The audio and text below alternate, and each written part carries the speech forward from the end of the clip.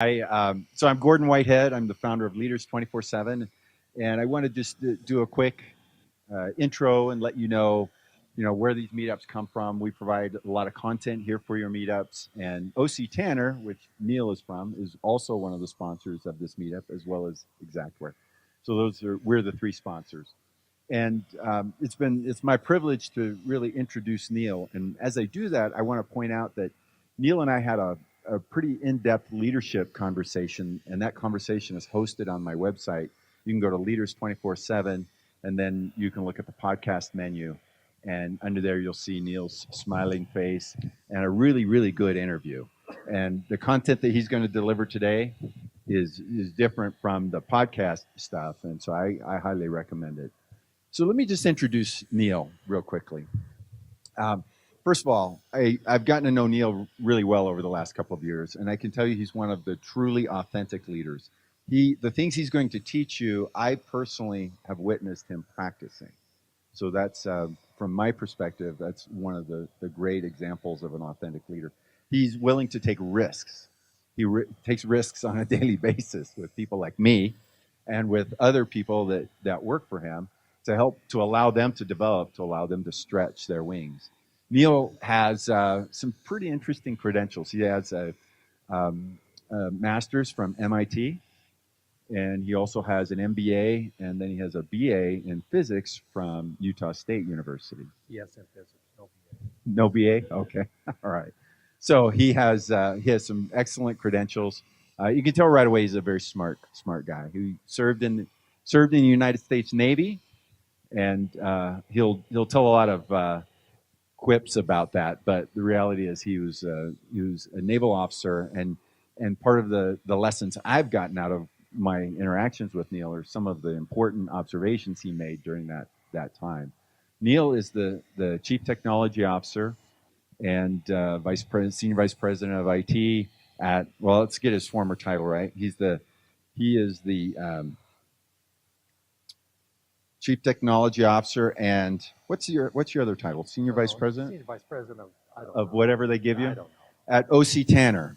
And while I mention the word OC Tanner, I want to also remind you that that is a great leadership resource, probably underutilized leadership resource. OC Tanner does a number of things, so I encourage you to go to their website. They do a number of things around valuing people, investing in people, which is what you guys are all about. How do we get better at working with people? How do we help people become more productive, more contributing more to the bottom line? And OC Tanner offers a bunch of products, a number of products that really help with that. And so I would encourage you to take a look at that. Anyway, Neil's a significant leader there at that organization, has done a number of game-changing things. His background, and he's very humble, so he won't let a lot of this out, but his background is really as a turnaround guy. He comes in and moves organizations in new directions and makes them way better than they used to be. So I'd like to introduce then and turn the time over to Neil. And feel free to, while you're going through this, don't just sit back and listen, but engage and ask questions. He's got a lot to offer. Thank you, Gordon. Everyone hear me okay? Thanks for the introduction, very nice. Here's what I want to do today. My first thought was I would just kind of whiteboard and go through this model I want to teach you. But then I looked at the room layout, I said, no, that's not going to work.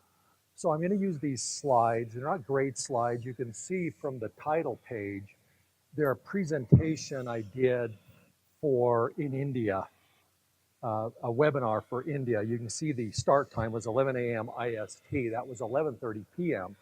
MDT. I was concerned I'd be kind of incoherent. The people who hosted the webinar said it was the best they'd ever heard me sound, so I don't know. Like Gordon said, let's make this interactive. I love when a presenter says, let's make this interactive, and then goes through 200 slides. So we'll see how it goes. Let me talk about the context. Well, here, that's me. If you want my email address, if any of this is interesting to you, you want content, my email address is nnick@octanner.com. Like Gordon said, I've been doing IT turnarounds for about 20 years. It's a really comfortable position to take, because usually they hire me because IT, software engineering, product development is absolutely abysmal. And I can be marginal and still look pretty good. So I've made a nice career out of doing this. I've got a pretty large IT team at OC Tanner, about 60 on the traditional, what I call the CIO side of my business, ERP, CRM, network, phone, stuff like that. About 120 on the product development side. We produce on our SaaS platforms software our clients use to manage their employee recognition programs. Pretty complex stuff, pretty solid, big stuff. So here's the context. One of the proudest moments in my career was when Mary Fran Johnson, she's the editor-in-chief of CXO Media. They're the people who publish CIO magazine.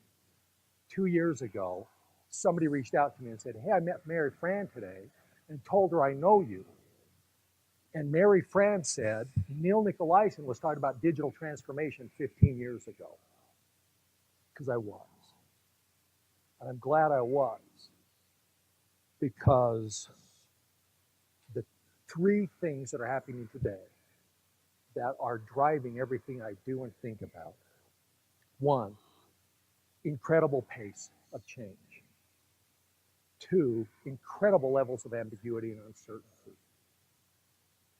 I once had a great conversation with the CIO of a Fortune 50 company. I was helping him implement agile principles in IT, particularly in software engineering.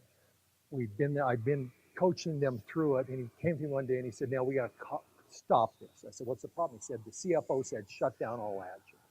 Well, why?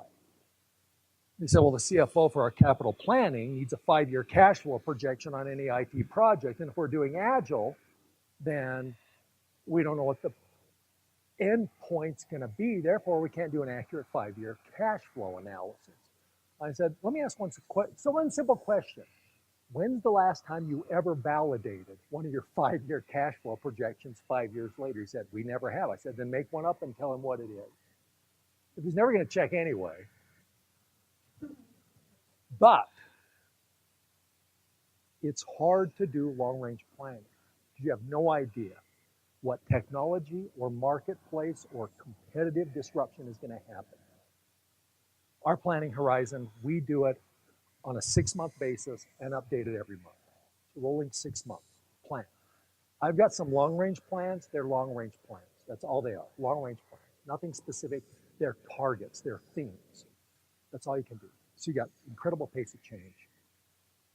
You've got amazing ambiguity. And the third thing is all business innovation today happens because of technology.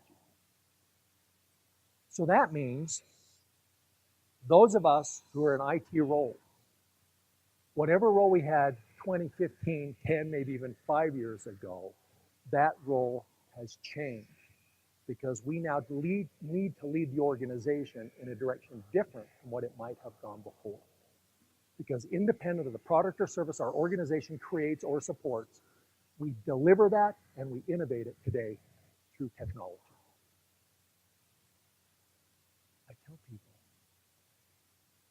just accept the fact we're now in charge. And that may frighten you once you get to know us.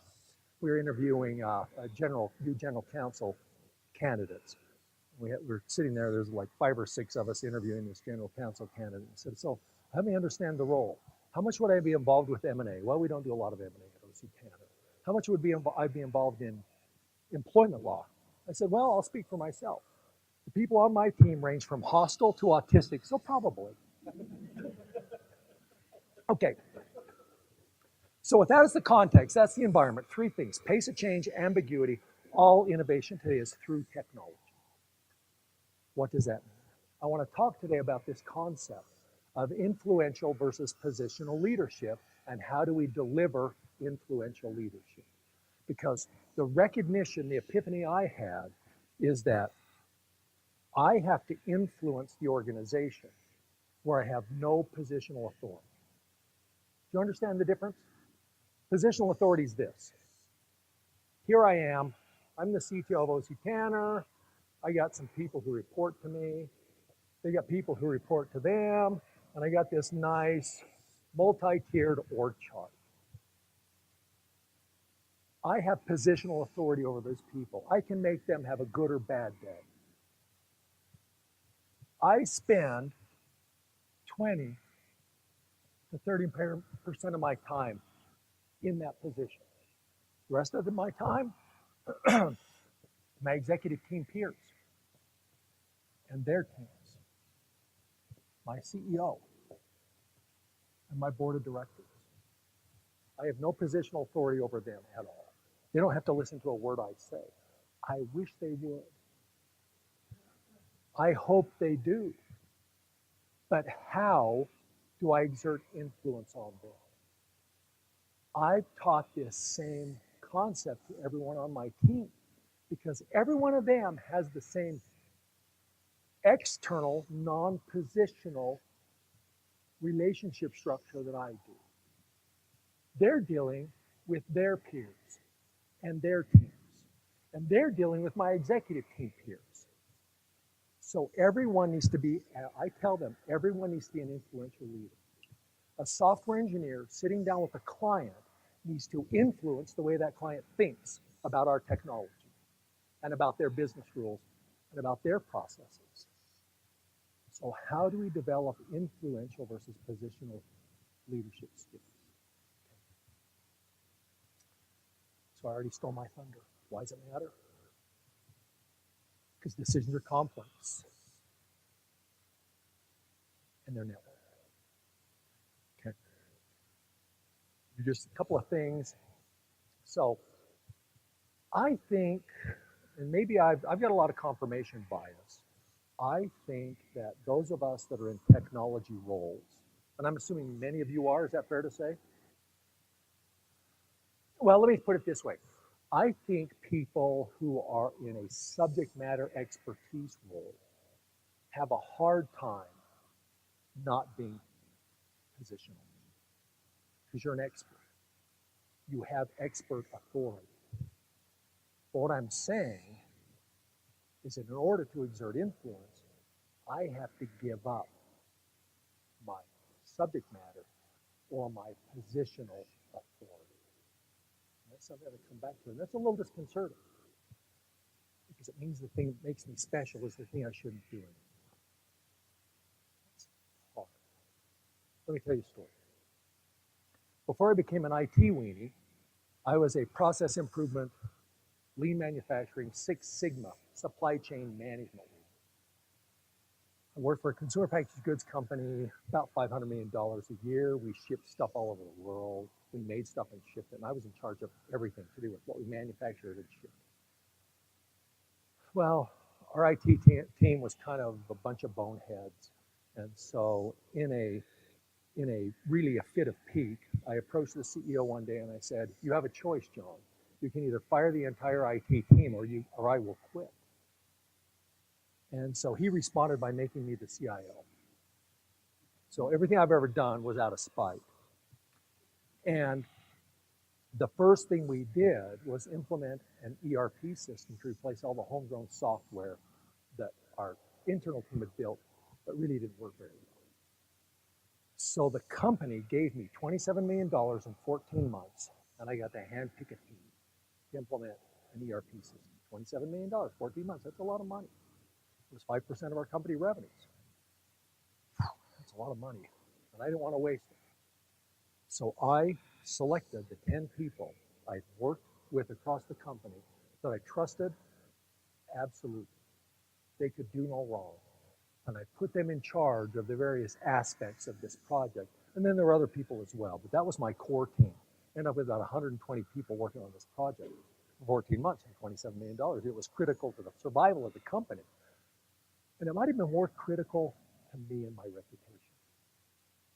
And so I, because of my incredible expertise in every business process, accounting, supply chain, all that stuff, I managed every aspect of those 10 people's lives for 14 months because I was going to make sure we were successful. And I made sure we were successful. 14 months, $27 million later, we successfully delivered the project. on time, on budget, on scope, including some pretty big distractions. Halfway through the 14 months, we acquired a company that was a $100 million company. We absorbed that into the project without affecting the timeline or the cost. It was my proudest day. I had put this company and my team on my back, and I carried them across the finish line.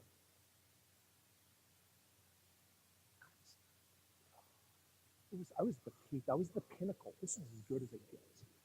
Over the next week, those 10 people came to me individually and sometimes in pairs and said, Niel, I never want to work with you again. How could this be? What do you mean?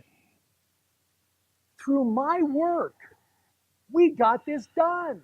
You're set up now for life. The guy who was in charge of the accounting thread on our project, he was now suddenly aligned to be the next CFO. I made him who he was. And here he was saying, I never even want to talk. He hasn't talked to me.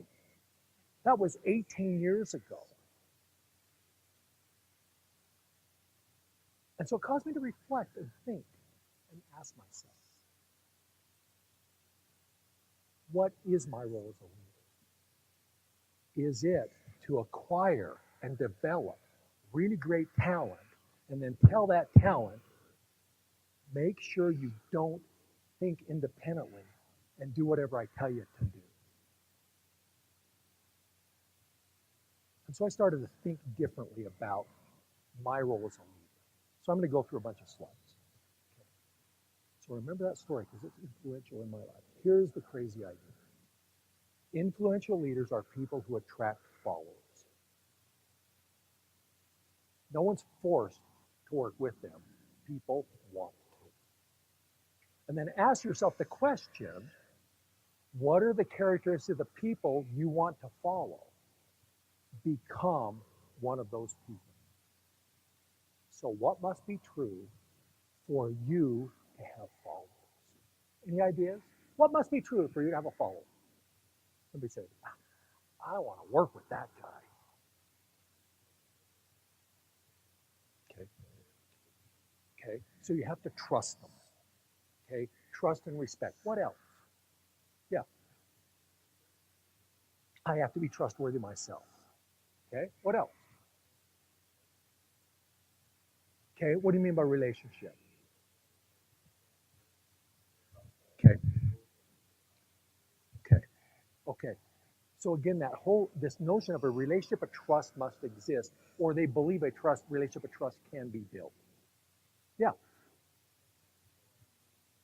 Okay. So, and we'll go through some of this. Their success is more important to me than my success. Can I put it that way? This notion of servant leadership. My job as a leader is to serve you. I love it. What else? What else? What else? What else? What else? Do you have to believe in what I'm saying we should do? I have to have a vision that they can commit to. They're going to follow me. Where are they going to follow me? I don't want them to follow me blindly. I want them to believe that we're headed in the right direction. So I have to understand the goal, the purpose. Let's call it purpose. What's the purpose of our organization, our project, our initiative, our team? Yeah. Okay. Okay. So again, this notion of empowerment, meaning I trust them to deliver, but they also have to understand their part of it. You guys are amazing. You should have written this. You should have done this for me. Yeah.